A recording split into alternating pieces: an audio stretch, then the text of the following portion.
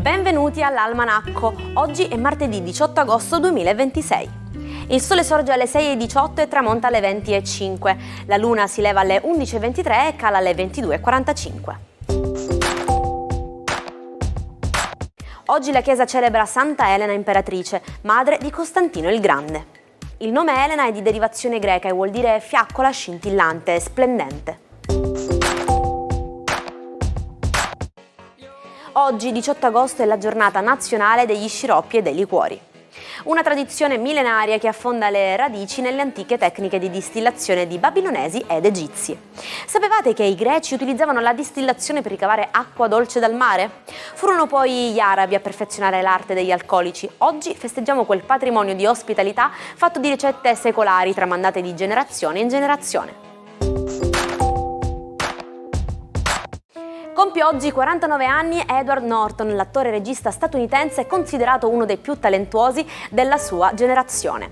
Protagonista di capolavori come Fight Club e American History X, ha saputo incantare il pubblico con la sua capacità di trasformazione. Un artista intenso, spesso impegnato anche in cause ambientali e sociali.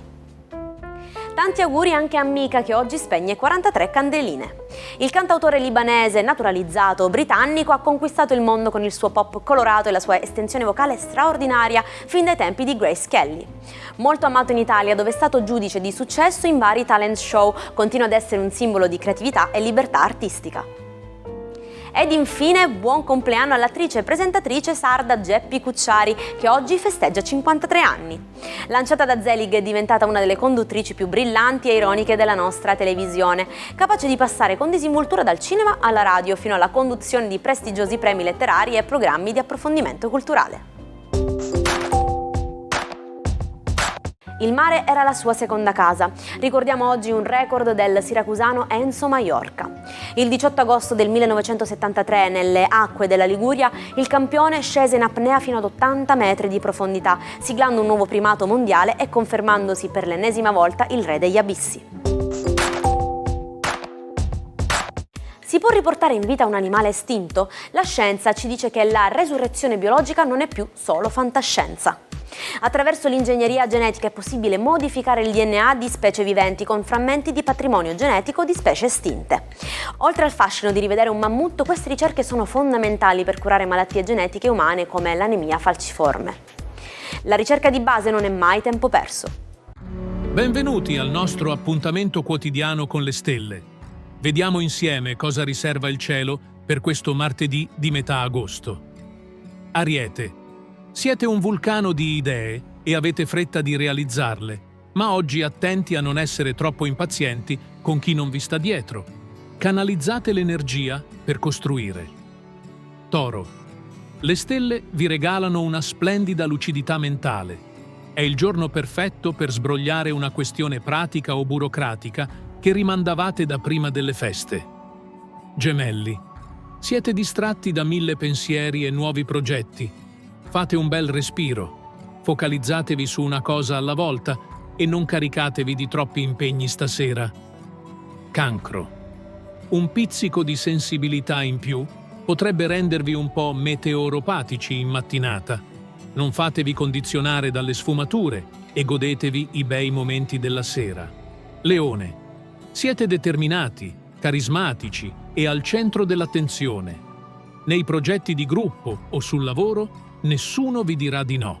In amore è il momento di osare. Vergine, giornata all'insegna del recupero psicofisico. Finalmente le tensioni accumulate si allentano, lasciando spazio a un bell'ottimismo e a nuove intuizioni. Bilancia, sarete ottimi mediatori oggi.